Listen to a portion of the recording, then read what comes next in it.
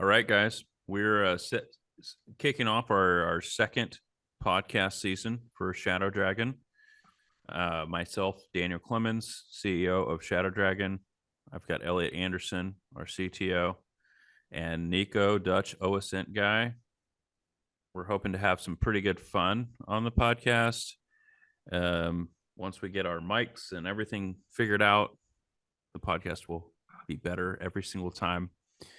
But just kind of kicking things off, we've got a few big things going on in the OSINT world, as well as just the investigative world and the chaotic world that we all live in right now. I've got a few topics that we want to hit, but before we do that, what are some reflections on everything since, I guess, the last year and a half? There's so much to cover there since we've all met. But Nico, what do you got that's just groundbreaking in the last, 12 to 18 months for you? Same with you, Elliott. I think everything that has to do with the ongoing war in Ukraine has shown, let's say, the groundbreaking power of open source intelligence in general. I think that has really proven that it will never go away again. It also brought us a lot of, let's say, wannabe internet sleuths that that are not practicing open source intelligence, but for me, it's maybe more open source information collection without actual context and analysis. OSINT, fake OSINT. Yeah, maybe. Well, I have that shirt. Less bullshit, more OSINT. That's, I think, also a good thing. I love it. I love it. From my perspective, in the last year, and I know this is going to be a theme that comes up a lot, is we've seen a increased decentralization of sort of social media, not just social media, but just the internet as a whole. I mean, if you were to go back, let's say 8 years, your social media online is forums, Facebook, a little bit of MySpace, some Twitter, and maybe some Instagram, and that's about it. Now we have numerous social media platforms, and I think that's going to accelerate. I think it's going to actually get even crazier. I mean, Peter Thiel bought Rumble, so there's large amounts of money that are going to be flowing into just competing platforms. Like, I don't think we're going to be in a world where YouTube is where it is today in, say, 5 more years. I think it'll still be big and important, but I think we'll have, a lot of sort of secondary things in that space. I think that's been a big change. Obviously, the Ukraine stuff has been very big. And there's also been, I would say, a little bit of kind of to what you were talking about, Nico. The world has started to see what OSINT is. There's that Netflix movie I've never watched, and everyone keeps telling me over and over to watch. It's like, don't F with cats or whatever. Yeah. And it's like, when I say, oh, we do this as a business, this is what we work in, this is a space we're in, used to, it was like, what is that? And now it's like, oh, it's like the Netflix show. And so I think that's going to create a lot of bad behavior in the OSINT community where people basically do crappy stuff. So, and we've seen that, in the last few years or 18 months. I mean, there's always a rise in change in every single group as it starts to gain a little traction. We saw this when DevCon was small, it became bigger. Same thing with web application and forensics. There ends up being a fragmentation, and then there's people that are mimicking different personality types or mannerisms just because that was what was before them versus who they actually are, because they want to fit a role. And you see that even in some of the air quotes more famous people, I guess, in the OSINT scene, if they are famous, but like they're more noteworthy with newspapers than probably some of us. They're kind of playing a role versus just being who they are, maybe.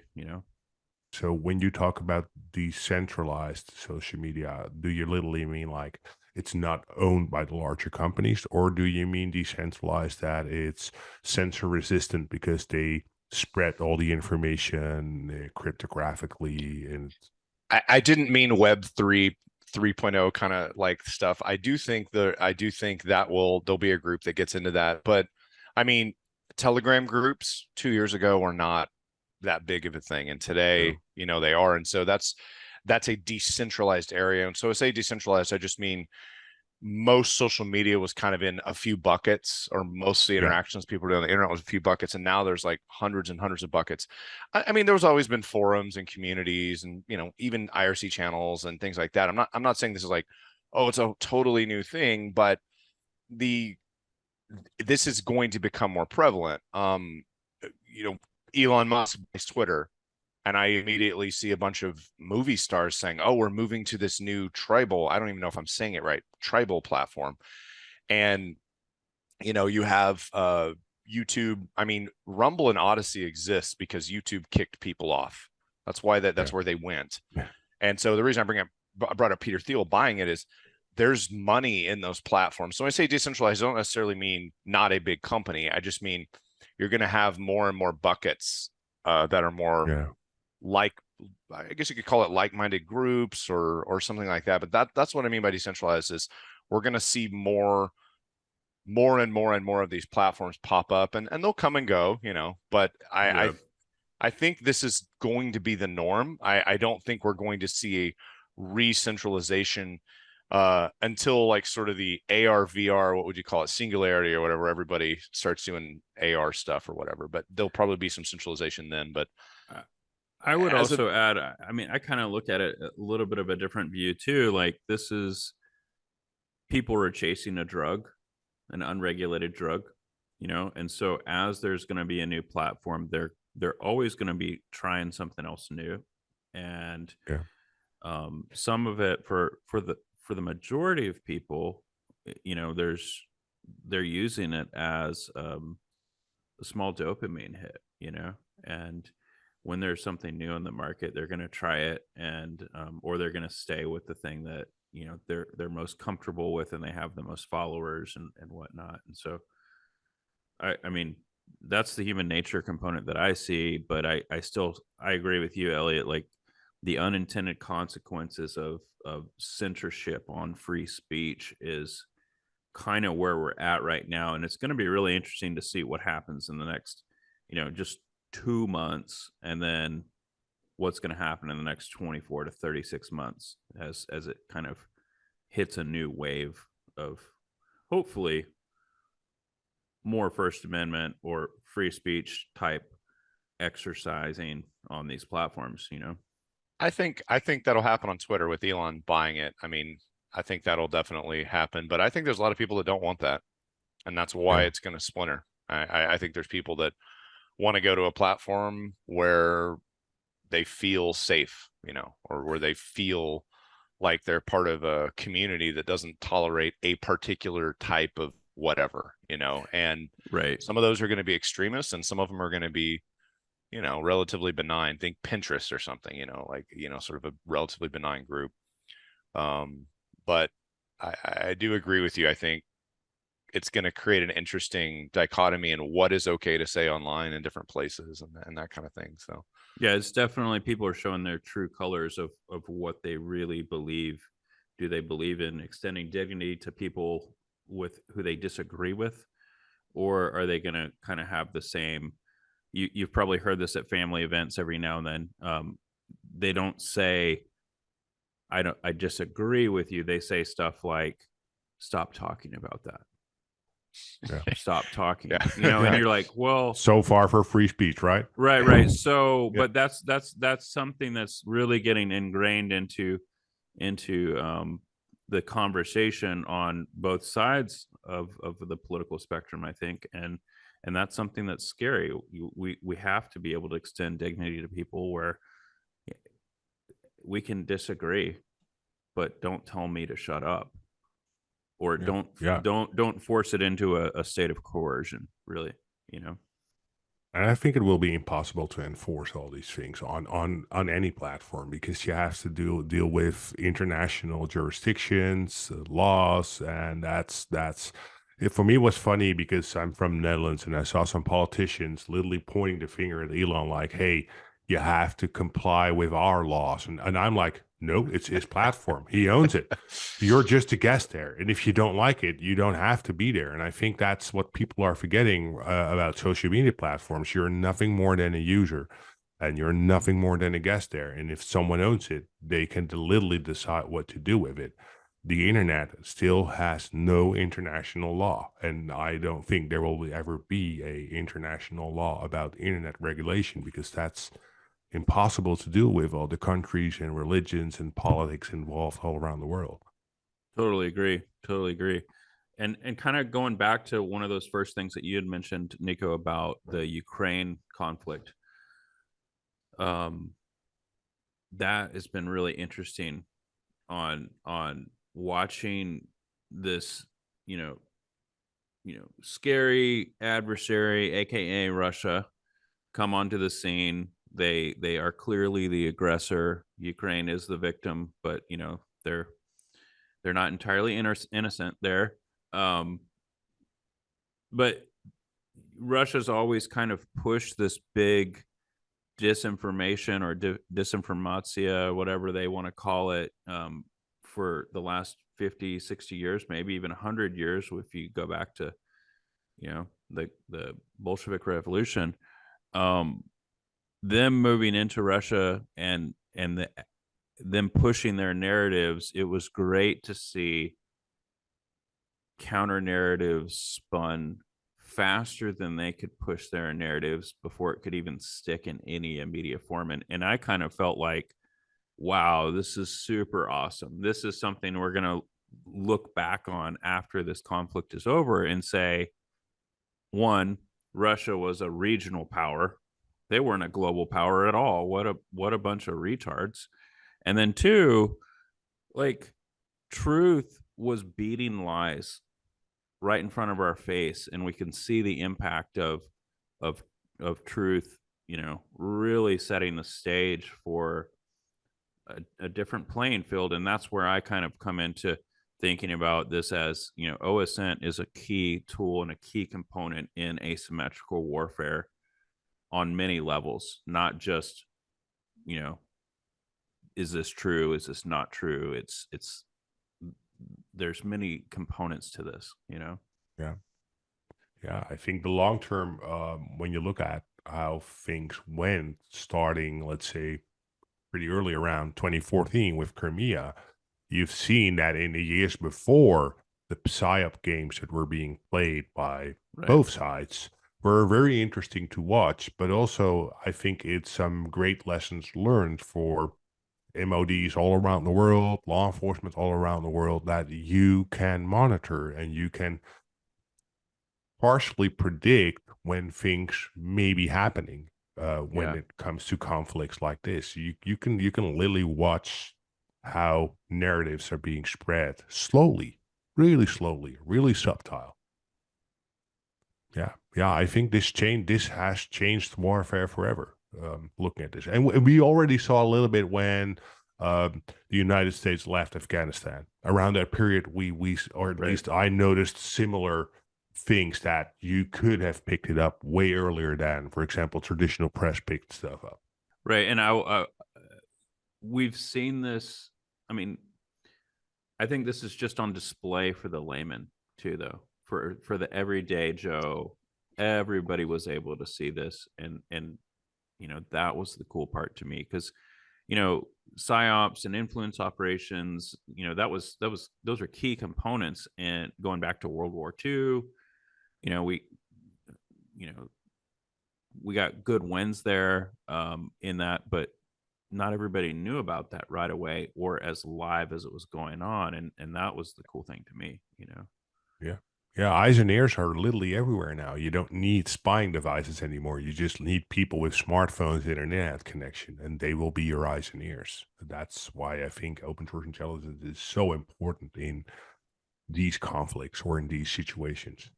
Yeah, I'll be really honest. And kind of eat some crow a little. I obviously bought into Russia's strength. I mean, and I've been online for years and watched them Dan and I have been on the inside of seeing some of the stuff they did on Facebook and the elections and things like that. And now I thought they were going to roll the Ukraine. I thought they were going to smoke them. I thought they were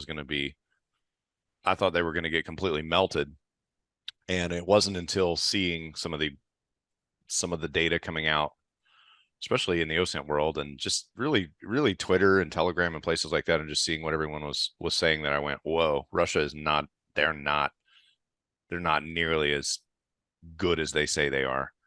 And so I mean, it's obviously effective, because I mean, we're in the industry, and I'm sitting here going, Russia's powerful. We've seen them mess with elections. We've seen them mess with this stuff. Yeah. And so anyway, it's just an interesting thing to see, because how do I take that, or how do we all take that in the future and go, okay, who's tricking us? Who's running these campaigns, and how does that work? But I think that's a great point, because from my perspective, all warfare is always cognitive in the end. You know, this could be, you're writing an exploit. Okay, what am I looking for? I'm looking for input validation. When I, can evade the input validation and get, some leverage control, I can then execute my payload. Once I have payload, I can then gain persistent access and, gain, long-term access and control the whole situation and move lateral. The same thing is happening with, everything that comes out from a news source to a book to everything. Every input that you allow into your life is hold every thought captive. Otherwise that is going to influence how you see, perceive, touch, feel, interact, make decisions with every part of life. And so, like watching the Ukraine thing, I hope that a lot of people saw that individuals can make a larger impact from the data that they collect and the things that they share. Because, like, let's take a very small little minute piece of information from like a data dump, right? Like a small piece of information from a data dump off of, some of the Russian servers. We can extrapolate a lot of information of operational security measures that are in place, to who they're connected with, to where they've traveled. And that's just rolling with the current capabilities that we currently have in-house. And we're just a company that enables that success, right? And there's a whole industry behind us too, right? So Yeah. Some of those wins were really cool. One of the big ones that I was looking at was the first one was some of the Wagner group. Mm-hmm. That for those that are not familiar with that, it's the Wagner group is a team of kind of like mercenaries from Russia that have almost zero moral compass at all, most people would say. And they've been engaged in conflicts in Syria and human rights abuses in Africa, all over the place. And they're definitely a force to be reckoned with. And one of the commanders of their team had shown up at one of their, air quote bases or whatever, taking a picture, and in that picture there was a small little piece of information that was able to be exploited by people gathering information, open source intelligence style, that was handed over to military forces, I guess, in Ukraine, and they took out a large percentage of that group. And that's been a huge aggressor on an international stage for a long time. And it's not that they're all taken out right now, but just one small piece of information shared in the wrong way changed the battlefield, possibly for the long term. Yeah, absolutely. And I mean, I'm sure you guys know more about the specifics on that particular leak. I looked into it a little bit, but definitely didn't do any of the work. Well, it's interesting because I remember vividly after the Crimea stuff in 2014 that Russia prohibited all military personnel to bring in any smart devices during when they are deployed, which for me was, from an open source intelligence perspective, interesting because it could potentially now create a blind spot for a lot of people trying to investigate what military troops are doing. So we started looking into that, but the funny thing is that for example, their wives had secret, quote unquote, forums on the internet where they talked to each other, or the people at least who stayed back in Mother Russia were talking, hey, I just had my husband on the phone, on satellite phone, and they are now here and here. So even though that they didn't bring their devices, information was still being disclosed. And we had locals taking pictures, and locals, they were not actively being attacked, but still we had pictures and footage. So it didn't even matter that they did not bring their GPS devices and smartphones anymore, because there were still eyes and ears everywhere. And people, but and again, it comes to good operation security. It's hard. It's not a tool. It's not a trick. It's tradecraft. It requires a lot of tenacity. Yeah, and I would add to that. I mean, going down our list of rules for good investigations, some of those issues that you just highlighted fall into two areas. One, find the mom or the wife, the connector of the group. Where are they communicating? You know, if I haven't been able to find that person in a familial structure, I'm asking the wrong questions, or they're just not online, which is a pretty rare circumstance nowadays. And then the other thing is, you know, bad guys order pizza too. So where are they communicating? Where's their address? Where's that line of communication? Where are they comfortable? And you hit it right on the, you know, the nail on the head there. You know, like OPSEC failures because people want to communicate. You know, I found Islamic State rebel groups during my time in the government due to groups leaving behind Yelp reviews of the bakeries where they ate.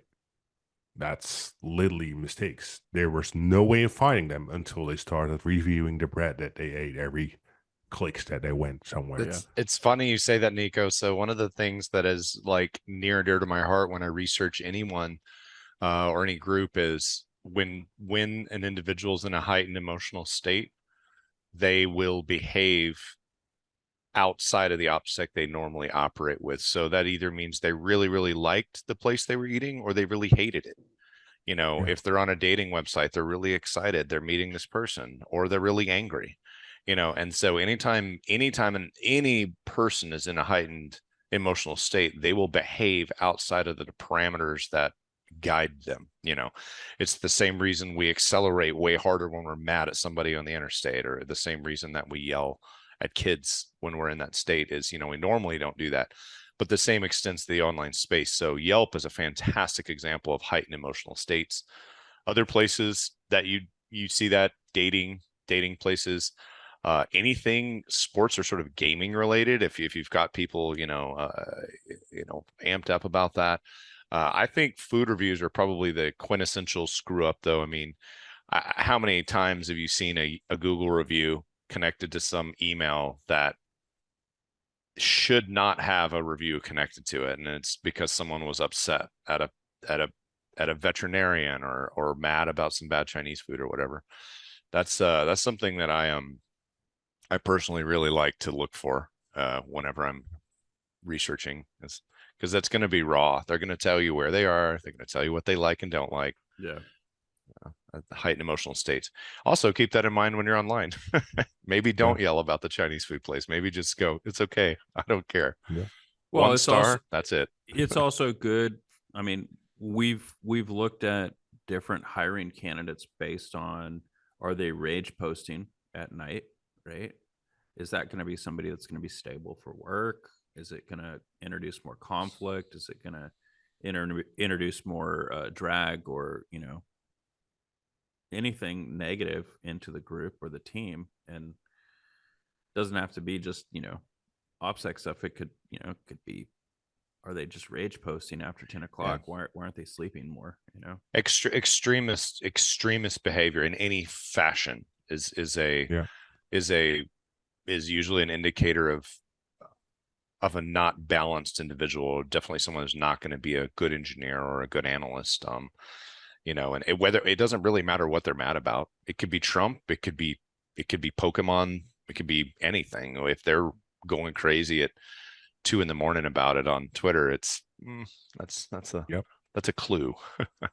This is why sometimes I think people underestimate the power of virtually human in combination with OSINT, because it's pretty easy to pinch someone, let's say in a Telegram group, and just say, hey, I'm pinching you real quick with one little phrase, one little comment, and then the rage will start. Yeah.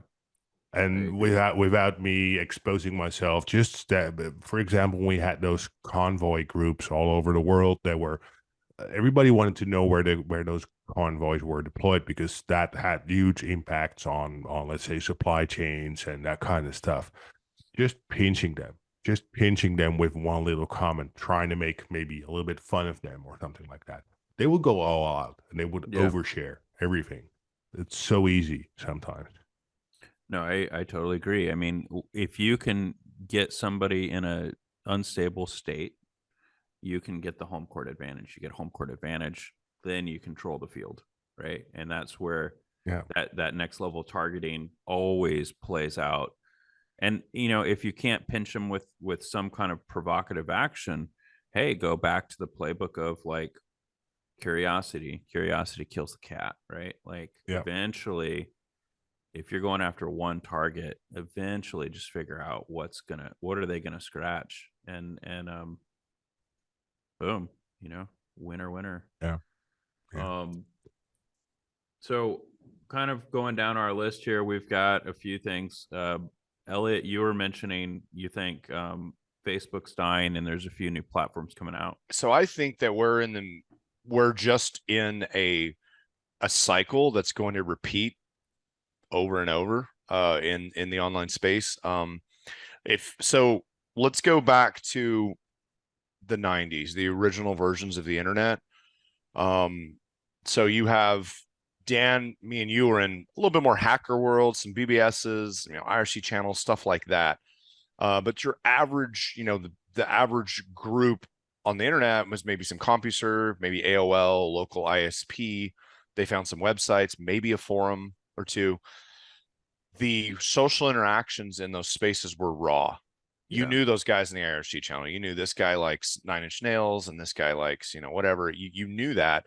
So it was very sort of raw interaction, not a lot of video and pictures. And then as we moved into the early 2000s, we saw some of the Yahoo stuff, Yahoo Games, chat rooms, stuff, those sorts of places where people went to. You want to talk about, I'd love to see a documentary on the collapse internally of Yahoo, because you want to talk about a group that had the whole internet, like their claws in everything, and then they just lost it all. That's a great example. But we started to see the rise of things like MySpace. We moved from sort of the forum world and things of MySpace. Again, a raw world. People were blasting music as soon as you got on the profile. They were being kind of wild. You had to pick your top 8 friends. I mean, think of sort of the intimate behavior there. And then as Facebook and Twitter and that kind of stuff came along, what we saw is a polishing of the internet profile.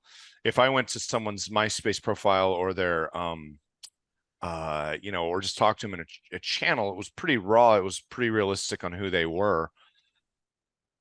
And Facebook and Instagram came along. And I remember Zuckerberg was made fun of for buying Instagram for $1 a user when he bought it. And I think it was, I don't remember how many million it was, but it was everybody thought it was crazy. And now look at him, look who's laughing. And YouTube was also, you know, when Google bought YouTube, they were like 1.4 billion, and now they make like something like 1.4 billion every 2 weeks or something. Every 5 seconds. But YouTube really started to hit that stride around the same time, 2011, 2010, that time frame. So you started to see this polishing of social media presence. Here's my beautiful kids. Here's my beautiful. Here's my world beautiful is a happy Instagram. place. Yeah.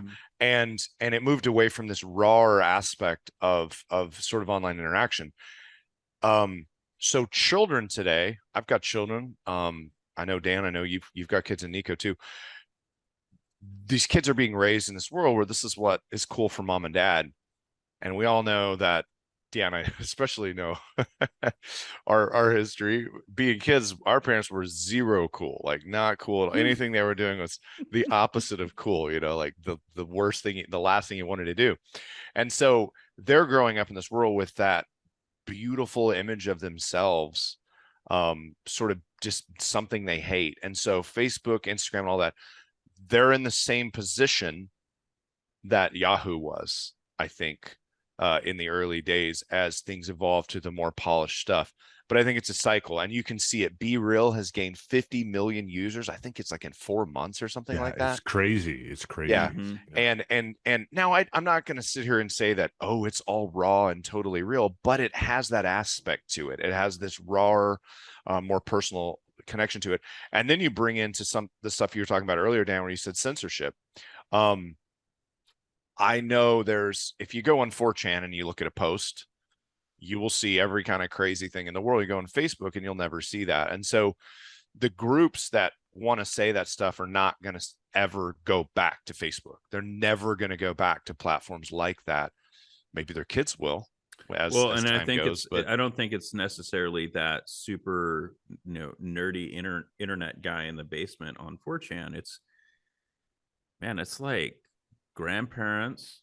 They don't like it when they're like direct messages are like redacted when they share a link about something they want to talk to their friends about. Like, no one wants to be moderated, right? Yeah, No nobody one. wants to be moderated because everybody's right all the time. right, but it's still like I hear my wife's parents, and they're in their 70s, just super pissed off about the fact that somebody's moderating anything, even on direct messages to their friends. Where's that line? But well, anyway. but that's what's killing Facebook. Yeah. Do I think that they will be able to pull off the metaverse? I don't think they will. Sort of that AR VR space. Someone will do it. I'm going to throw my money on Apple, probably providing at least the lens for it. But that's a few years out. But right now, I think unless they buy Be Real and they just constantly suck up these companies. I think that they're the old guard. They're the Oldsmobile, in GM's portfolio. It's something kids aren't interested in. And I think the driving success of all social media comes from kids. Facebook was college. Instagram was the same thing. Mm-hmm. Be Real is all high school students entirely. In fact, I say it now, and most people don't know what it is. The kids do, though. They know. Yeah. They know exactly what it is. And so I think we're moving into a space where things are going to be a little more raw and are going to split up a little bit. It'll probably expand and collapse as time goes, but as they have kids, it'll probably loop. It'll be this continual looping pattern. And as from an OSINT perspective, what does that mean for us? We just got to be there wherever people have their egos, where they put their egos and where they put their time and their messaging and their energy. That's where we need to be. And in the case of something like Facebook, we've also seen this over the years. Everybody remembers Foursquare, right? It was pretty popular for a while. I mean, they have some point of interest map stuff now that they're trying to sell, but we watched them expand what you could do and see, contract it, and then as they started to lose other customers, they opened more up so we could get to more data. We have seen that pattern over and over. Companies start with limited data, they expand it, people start yelling, oh my gosh, they can find your Facebook account with an email, and then they contract it. And then as they start losing customers to get interest in their platform, they start opening it more so just the general internet can see it. We've seen that pattern over and over. And so we're just there to watch that. That's right. Why we exist in that space. But in the end, for them, it's all about revenue, right? As long as they have people clicking advertisements, they make money. Yeah. And when they lose money, when they're in trouble, they don't go through and cut out their marketing and their ad stuff. They go in there and they cut out the people that protect their systems from bots and stuff like that. So usually it pollutes their systems. We've seen this. Twitter, man, good Lord, Twitter is a mess with fake, accounts and things. But they weren't doing very well financially just a few years ago. And so it's like, but you could argue they aren't today either, but and Twitter was just always shooting themselves in the foot, right? It's like, what is your business model? They were horrible to deal with from a business perspective. They're not great to deal with from an end client perspective or the end user, right? and it's almost as if they didn't ever really want to be successful. And now with, you know, Elon buying it, I think that will also be something that really opens up the OSINT universe. Like, let's just say, what if he starts opening up full fire hose access for anybody who wants to do it? Yeah. That Well, lowers, let's hope so. you know, that free market option lowers the bot count enormously. Oh, you want to Yeah. pay for more influence? Just pay for it, man. You want to hit, you know, and commoditize that, right? Like, oh, you want a blue check mark or a red check mark, whatever, you know, like you I want saw to, somebody asking for a brown check mark this morning on Twitter. right? Like, I said, I but want a brown one. look, like commoditize every option. Let the free market choose, and don't freaking regulate the free speech, right? Like, and if I want to be able to like spend $1 million on ads, and I know it's going to hit this group of people, and it's like 99% like not a bot, dude, I'm going to do that every day with the business. But like pushing dollars into that platform right now, from a business perspective, it's like the return on investment is like almost zero. Same thing with Facebook. Like, why would I put my ads there? It's crap. I'd rather go put it on some platform that's cheaper and has better reach. Kind of like, you know, your Bing versus Google, right? Like, I'd argue that it depends on what you're selling. Like in our totally space, agree. yeah, Facebook doesn't make sense for what we do. I'm just ranting about like the lack of business direction that they seem to have on the platform. It seems to be more idealistic based than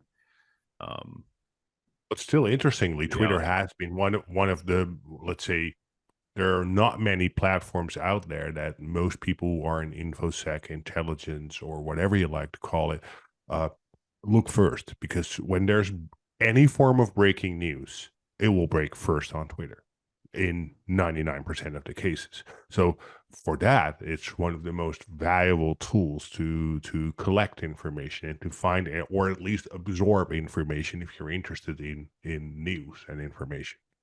I completely agree, Nico. And just in talking about the splintering of social media, I don't think people will actually leave Twitter entirely.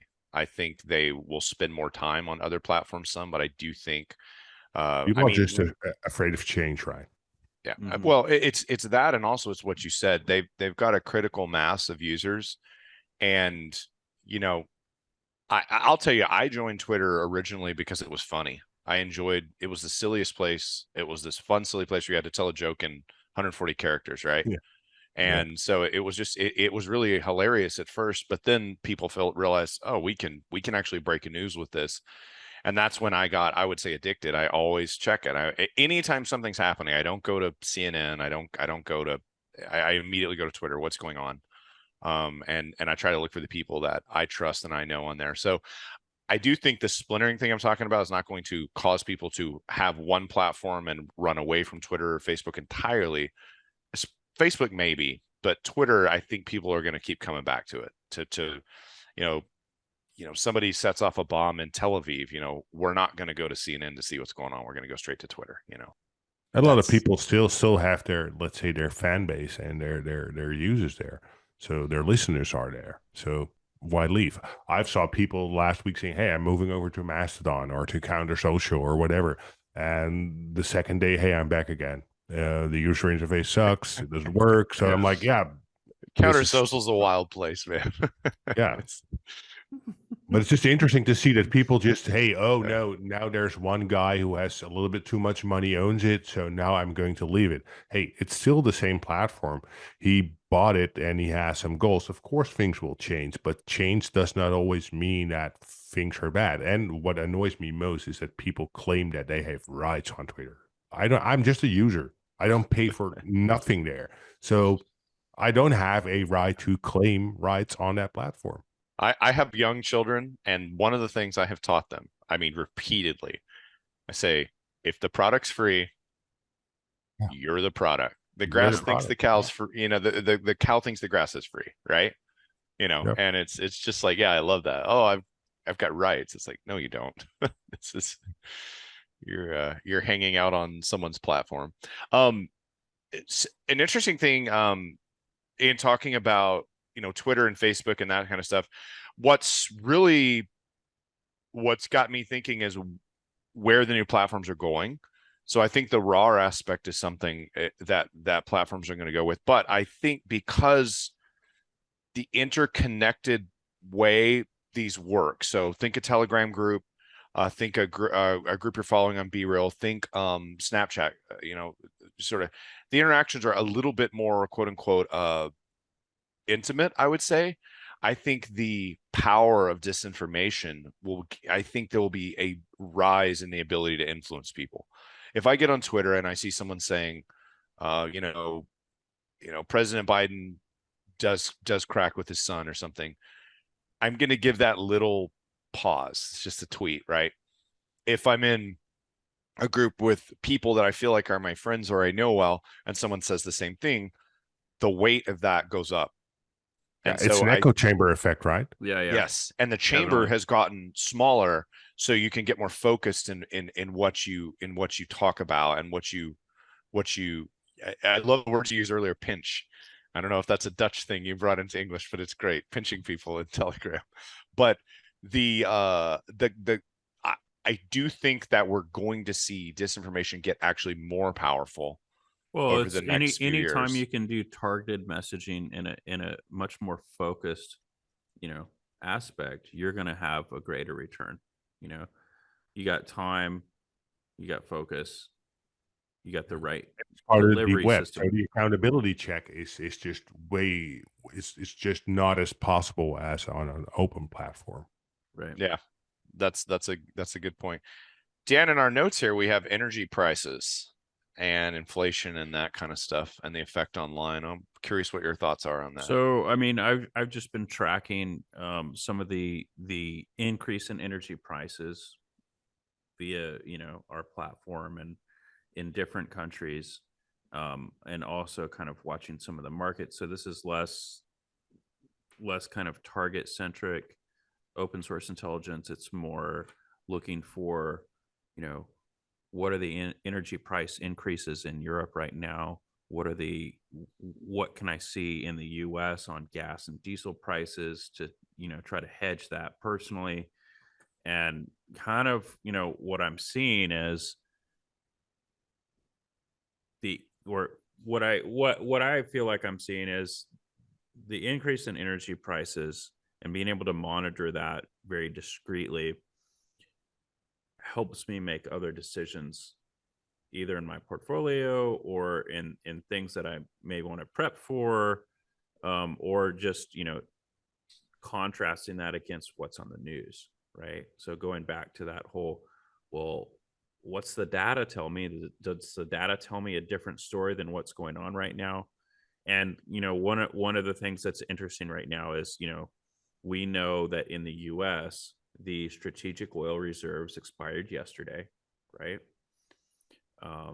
This also coincides with in the fall season there's kind of the recipe for fuel changes a little bit because it's cold, which makes it cheaper.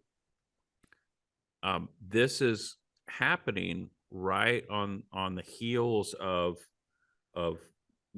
election time, right? So why is that important to me? From just seeing what the data tells me, the rise in fuel prices, the rise in energy costs, the supply chain issues haven't been changed in the US since we've had problems with the supply chain for the last 6 to 9 months. These things are going to come back in the next 20, 30, 40 days. And I'm already seeing, diesel companies like in New Jersey, New York, start to issue warnings on, hey, we can't fulfill orders past 72 hours because we don't have enough supply. Hey, we're at ThreatCon, whatever, because of, the lack of supply.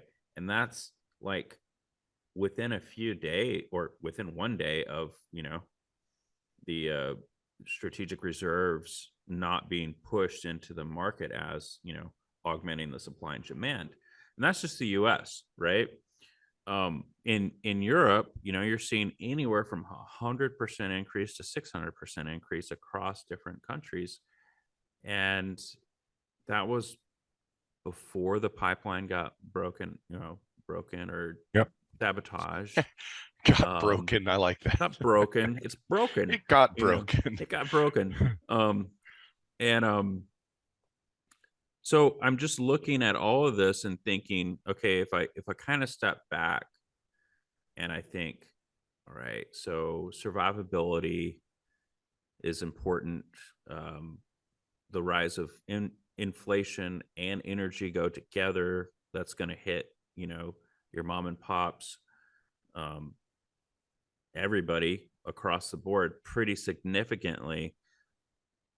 Does that increase instability and encourage criminal behavior when the world is a flat universe, for online criminal behavior? Because, and I kind of look at that from like, look at some of the ransomware stuff. Not all of those guys are super, super sophisticated, right? Like, but they're piecemealing each step of the process through, an underground economy, because that's their survival method. So if there's a loss in currency, and there's the inflation rate is going high and energy prices are about to go wild everywhere, are we going to see more instability just across the board, and cybercrime? So that's kind of, those are like all the things that I've been kind of like chewing on for the last 30, 60, 90 days since July. And I'm curious about that, like, Yeah. to me, I'm not looking at what the news is telling me. I'm going and finding the actual data on, like, when do the strategic oil reserves expire? What does that look like? What's the production value there? How many permits are getting pulled for drilling? Like, and then look at the news and what's getting spun there. It's like, oh, well, the energy companies made tons of money. Well, yeah, they made tons of money because you lowered the supply, you idiots. Like, Yeah.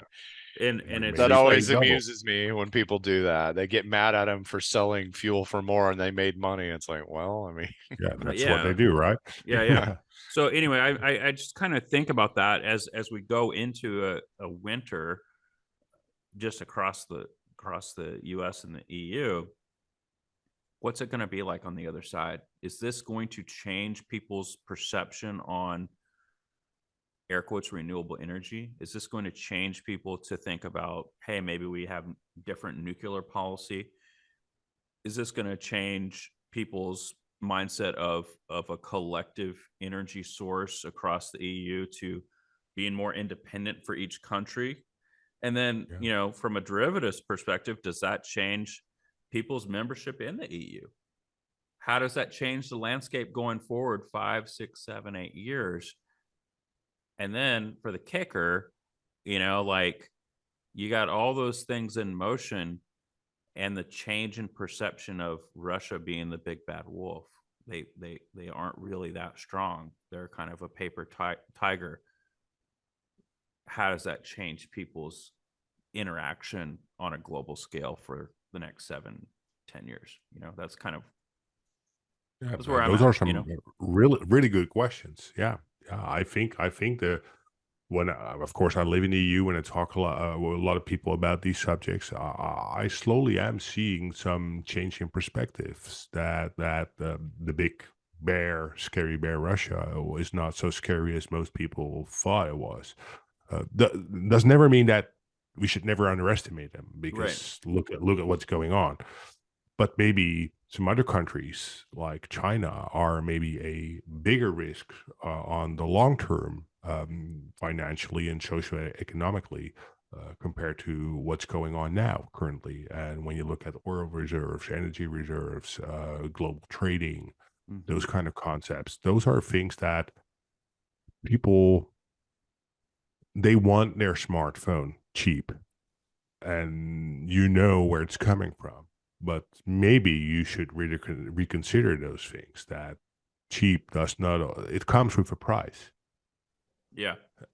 And I totally agree. that's something that you need to think about, because when you start talking about the numbers, and when you start watching, let's say, inflation, we can already see, for example, in my country, uh, home burglary was down, literally down. There was nearly no burglary anymore. The past 4 months, it skyrocketed due to people not being able to pay their bills anymore. And these are the direct effects of what's going on now in the world. And I anticipate that, let's say, more demonstrations, more rallies will be there, because people are frustrated. There will be more Especially the suicides. Dutch. You guys like getting together and doing rallies. Yeah, well, maybe we can do one together. No, no, I was in Paris last week, and Oh, they they know do that how to too. Yeah, yeah. they do it for a Yeah. living. They have been rioting for a few years. Yeah, Yeah, what do you But do? it- What but is I this on think your it's what is this on your resume? Professional writer. But also, I think it's a good thing that people stand up for their rights again, Yeah. because Mhm. social media made people numb.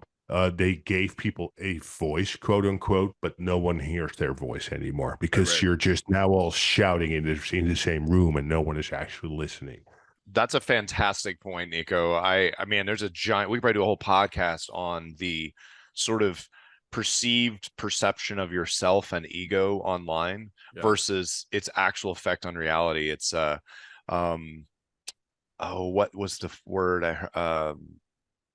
There was I watched a YouTube video a while back when they were talking about what is virtue, what does virtue mean? Yeah. And you hear the word virtue signaling all the time, but what is actually a virtuous thing?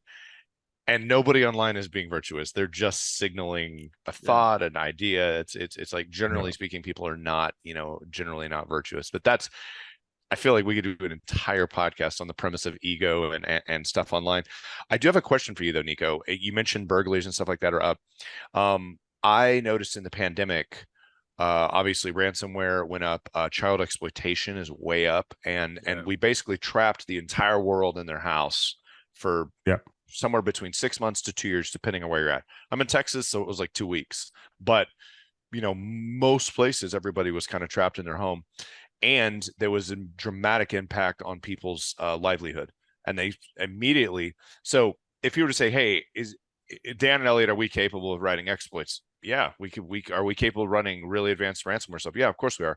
We have morals, we have families, but you start taking people and slowly pushing them to a line where they can't buy food and they can't buy gas and they can't buy fuel, and you go, well, all you have to do is insert this ransom. You just run this ransomware campaign, and you're good, or whatever. So I'm curious. I haven't seen that shift in the U.S. necessarily. I live in Texas. Our energy is 9 cents a kilowatt hour. I run Bitcoin miners, and they cost 9 cents. I'm 9 coming cents. over there. 9 cents a kilowatt hour. Yeah, no, peak is 13. I got 13 cents a kilowatt hour at peak hour. So we've actually been thinking about buying a building somewhere in Texas, and it doesn't even have to be an awesome building. It's just fiber and the internet, and put our own little data center in there. Yeah. And whoever wants to be there, hey, come play. Well, Elon built the largest car manufacturing plant in the world now, for a similar reason. But kind of getting away from the political aspect of it, it's sort of the I guess not economic or social impact of it. You're seeing that in Europe. I would say the Netherlands more specifically, but you're seeing things like that go up. What do you think's next? I mean, what are the trends you're seeing? Because I mean, I can't read Dutch, right? But I think the pattern there is the same pattern we saw in COVID with ransomware and things. It's just affecting, breaking into cars and things like that. I'm just curious about your thoughts on where you think, you think that's going to become a popular thing, and we have to, where do we go with that would be the question I've got, because you have a different viewpoint than I do on that sort of thing. Well, I think in general in Europe, you can see that phishing campaigns, cyber criminal activity in general has gone up the last 3 to 4 years significantly. Why? The chances of being caught are slim to none. If you get caught, on average, being in jail here in Europe is pretty doable, and the sentences are pretty short compared to, for example, what you guys do.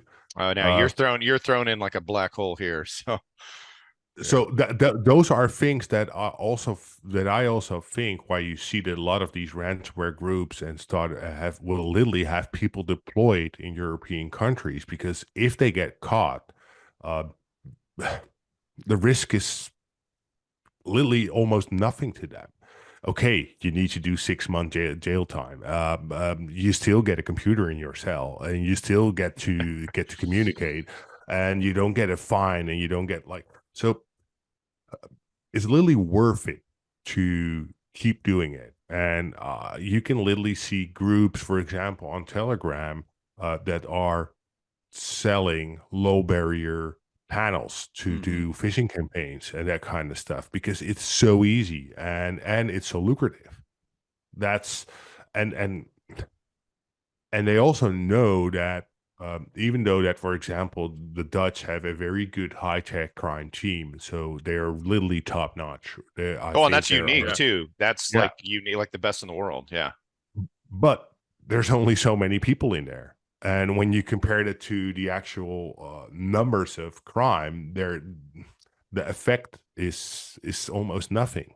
It's literally trying to find an entire army on your own, and and this is why uh, you need to team up. You need to team up not only with governments, but you also need to team up with uh, people outside of the government, companies like you guys, companies that have been doing this for a living for over decades. And you need to talk to the private sector, because they know what they are doing. If you're looking at companies like Recorded Future, Trellix, uh, they have been doing this, and this is where other countries or governments just start to explore these worlds. And don't try to reinvent the wheel if Yeah. you're trying to keep your country safe.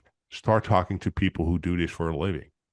Yeah. One of the most interesting things is I've done a lot of training classes over the years, and the number of law enforcement groups where I can tell that their OSINT team or their digital or online investigator is somebody's cousin that was like, oh yeah, she knows Instagram, and they hire this person. By the way, some of those people are amazing and they're really good at what they do. Yeah. That's not a slight on them. A lot of them are smart. But what I'm getting at is what you just said. Their view on it as an actual problem is so low. They're like, my cousin can do that. Let's hire her to come do it. I mean, and I've seen that repeatedly. Again, I want to stress some of those analysts are the best in the world. That's not a slight on them, but it's the attitude of mindset. like, it's Yeah. we need to buy 100 more armored vests and AR-15s and not buy computers or work with communities or people like that. But yeah, that's a really good point, Nico. Yeah. They still There's act like the internet is going away anytime soon, and the internet will not go away. Well, yeah, it's a strategic versus tactical mindset, right? Like Yeah. once they get more strategic, okay, how many Yeah. tanks do we need, right? Like, Yeah, yeah, and long-term vision. I think most companies and most governments that are in the cyber realm lack a long-term perspective on what they as a company are doing, but also how they are trying to help their clients on the long-term perspective. Because that's something that you need to focus on. Just like you said, hey, be real. Those are things. It's not a new trend. You could have predicted that the internet will change every 5 to 7 years when it comes to its users and and their demands and needs. Yeah, once those kids go from high school to finishing college, they become adults. So it's a 7-ish year window. And that's when the change starts to, I mean, we've seen it now. We're only maybe 3 generations in, but I think this is going to keep happening. Even if we switch to more visual, like sort of AR, VR, I still think the pattern's going to stay because ego and Yeah. just human nature. I'm pretty sure people have been thinking their parents are lame for like millions of years. So that's going to continue. So yeah, We're only human. ego, human nature, counterculture, rinse and repeat. Yeah. Yeah, It's going definitely. to interact online. Yeah. So Yeah. Well, any other topics for this episode, or should we reserve some topics for well, the next one? yeah, I guess the only other thing that we had here was, like you and I have been throwing back and forth a few different links as we look for any form of acts of sabotage or destruction, is that trending on an upward, cycle globally, or is it, isolated to Europe and the US? I've Yeah. got a consistent tick on that, as well as, Russians being caught in some country in the EU with, taking pictures and having drones, right? I'm What do just you going to guys say, got on that? if Extinction Rebellion throws chili on one more picture, I want a public spanking for them. I'm tired of that. Those guys need to Oh, quit wow. doing that. Wow. Like throw it on something else. Stop throwing it on Van Goghs and stuff. Stop that. That's Oh, we even had people gluing themselves to desks in late night talk shows over here, and like, if you're going to make your point, do it differently, not like this. yeah. But coming back to the drone activity, I am noticing a huge spike. I'm noticing at least a huge spike of people reporting that it's happening. Yeah. And I think it was yesterday that the Norwegians did their alerts stay a little bit higher, because they have had a couple of these incidents where drones were spotted near critical infrastructure. They even extradited someone who has a Russian background. Uh, we've Yeah, and seen didn't numerous didn't of these things. was that the same Russian guy who, when we did the OSINT on him, we found, his dad was Yeah, a that's the KGB same. agent, right? Like, Yeah, so, yeah, like, that was pretty cool, because I didn't really know that. And then once I start digging into just his name, his last name, who is asked, who his, familial structure is, his father had been in the intelligence services, and you could find that online. There was old articles on that. So, just more value for folks that want to put the puzzle pieces together to gauge yeah, risk, right? I was going to say, I think drones they're getting a more powerful, sort of in the minds of people, a zeitgeist or whatever. I mean, just seeing those Ukrainians drop bombs on the Russians with Yeah. DJI drones, and they're good at it. Like, they're really yeah, good. And there's not even tech. I mean, the tech is yeah, let go and drop it. yeah, I think that has caught the attention of everybody in the world that either wants to use it negatively, and hopefully the people that want to, fight those systems and do it positively. But I think we have a 9/11 style drone attack coming. I think yeah. someone's going to link together 50 of them with pipe bombs and fly them into a stadium or something. A swarm. That's Yeah, yeah, and it's So, easy I to mean, I control. guess that kind of begs the question: how many different, anti-drone detection companies are out there? I would love to get some of that. Like, set up a perimeter, monitor for these, radio frequencies. If they're jam it, I saw a video of a guy I want using a that. drone to talk to RF on the drone, and then he was using a laser for another drone really far away, so you couldn't jam it Holy without cow. having a laser. The, Now you the could jam Dutch lasers. National Police, they trained an eagle to catch drones, those little drones. That's So, nice. I bet the eagle So- could see the laser too, actually. But that's but one thing that I cannot get my head around yet is you have all these, let's say, people spotting drones near critical infrastructure. Well, what's the use? What's the need? Because when you look at other eyes in the sky, you don't need a drone, because a drone is pretty obvious, and you're flying around a vicinity where uh, people are now on high, or at least higher alert around these vicinities. If you start flying around with a commercial or semi-commercial small drone, you will get spotted. So why are people doing this? It could be way more covert, or at least clandestine. It's so super obvious. Why are they doing this? Just to show off, hey, we are watching you. So pure intimidation. So we are mapping out your infrastructure, so now you know. Or Yeah. what's the goal behind it? That's for me the unanswered question. I'm seeing a lot of scatter on the internet where people are telling us, hey, this is happening near critical infrastructure, near internet cables, near gas, or you name it, whatever. It's everywhere. But why so obvious? Why so? I mean, I don't know for sure, but I would go back to your whole, they're pinching somebody, Yeah, nudging them, because you could get so much more information out of low orbit satellites. or satellites for that matter. You can just go buy too. I mean, you can just pay Right. to get Like that. you, It's I not- mean, you could, and like Russia does have the capability, to launch their own satellites. They have their own satellites. It's not like they're brand new to this game. And I mean, I would go down your line of thinking. It's provocatory. It's a pinch. It's just, some something of to it's, I talk would argue about, some of it's people just flying drones around. I mean, I Yeah, have and drones and keep it I fly them simple. around, you know? Yeah. I would say though that if, let's say my goal was nefarious, if I understood what they're capable of to attack my drones, then, maybe, there's probably a teeny percent that's doing that, but testing that kind of thing. And there's also there's also just the actual professional drone pilots that are doing surveying and things like that, and people see that. My neighbor is selling his house, and my neighbors came and asked me, well, there's this drone flying around, and I got online and looked, and they're literally surveying in the area with the drone because they're trying to see the property lines and that kind of stuff. So I think that there's more professional uses of drones that also, but people just look up in the sky and they see a drone and they go, holy shit, a drone, or whatever. So But nobody likes it when it's on their property. I've had one drive, fly up to my house, and I'm like, man, I want to shoot that thing, right? Like I didn't, but I didn't like it. Don't do that. Yeah, I didn't like it, like being like right on my front porch. And I'm like, who the hell is this, right? Yeah, it's interesting though. But Nico, that's a good thought on it. What would be the purpose of it?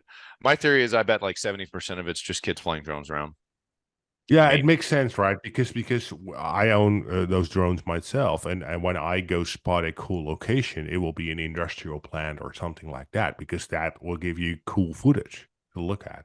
So if I go to my nearest, let's say, larger infrastructural gas plant over here, they fire it up at night or during. So that's a spot where I would go and fly my drone just because it's a cool location. So that makes sense. Absolutely, Elliott. Yeah. Yeah. And the other way, yeah, I think it could also be purely intimidation. Just showing people, hey, we're monitoring your stuff. We can do whatever we want when we want. We know everything. I've had people on my street I don't like, and I've hovered that are selling drugs and stuff, and I'll just hover the drone around them when they have people around, and it freaks them out. So yeah, there's intimidation. I mean, I've done it myself. So that makes sense. But I think that I do think though that the power of drones is, in terms of as a weapon, is much higher than people realize. I think it's quite a bit. I think where I'm not saying mount chain guns and flying giant drones. I'm just saying the ability to take 20 or 30 of them and just drop 30 grenades somewhere or something like that. So I do think that well, I mean, you're still talking about a tool that can be used in an asymmetrical fashion. Yeah, going big back time. to the original topic here, which is, like that's a force magnifier in the landscape of war, so yeah anyway. Definitely. So kind of like wrapping up the podcast, two things. One is, training. We're providing some training. Nico, you're providing some training. I had somebody reach out to me, actually, from the Packet Ninjas team, people that they know in the financial sector wanted to know if they could, do training with you, and then, maybe some training with us later, but, primarily with you in how you're providing that. Can you provide some information on your training online or, in person, that kind of stuff? And yeah, so basically what I do, I train two courses, a fundamentals course on open source intelligence and a little bit more an advanced course. The fundamentals literally goes into the fundamentals of OSINT, and it's not about the tools. It's never about the tools with me. It's all about the methodology, the way you think. So it's more about critical thinking, doing proper intelligence analysis, and with that we need more and more scalability. So that's my main course now that I teach. It's all about being capable of dealing with larger amounts of data and making sense of larger amounts of data. That's, I think, the red line throughout my entire career. And that's what I'm trying to teach people. So if you want to make sense of data, and if you want to understand how things are interconnected and what it means to you and your mission and your goals, yeah, I can probably teach you some stuff about that. So yeah, and always feel free if someone is interested. Just you should OSINT me. You should be able to find me and just ask me Yeah. questions. I'm an open guy, and I'm always willing to see where I can help out. Thank you. Thank you. Then Elliott, any last parting words before we get to the rest of the day? No, I'm going to say the same thing I say at the end of every class I ever teach, and that is, don't only use Google as your only search tool. Use lots of stuff. There's all sorts of tools out there. They all have different algorithms and focus on different things. So when you're doing your research, Google's awesome. They're good at what they do, but they're not the best at everything. So that's the biggest mistake I see very seasoned analysts make. Don't do that. So that's, Google is not the internet. It's not the internet. It's amazing. It's amazing what you can find on just all the other search engines that are terrible at like 100 things, but there's a one thing they're really good at that Google sucks at. So you've all seen the being as good at porn thing, and it's real. It's better. It's better than Google. So just depends on what you're looking for. Cool. Well, thanks, guys. Cool. Thank you, guys. To the next podcast. Maybe we'll do it in person in Amsterdam or the Netherlands here. That'll be a loud mess, but I'm good with that. I don't know. Oh, we can make it work. We can make it work. Yeah. See you next week, Nico. Okay. See you next week. All right. Cool. Adios.